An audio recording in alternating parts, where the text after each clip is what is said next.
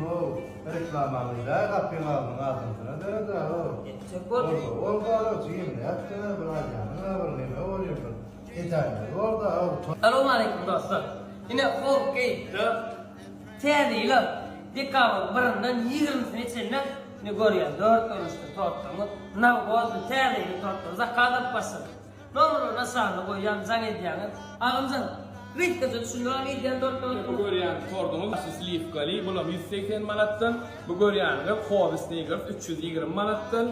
Bu görýän Sakalakny tordumuz 280 manat. Kimliksin huzuruna. Tediyle gerek tortları okey kıdı olurlar. Okey. Kimden arası? Birinci kutlayalım. Tediyle okey. Kutlu olsun adamı. Ne çiğim mal satmam boyayma tamam. Ne için?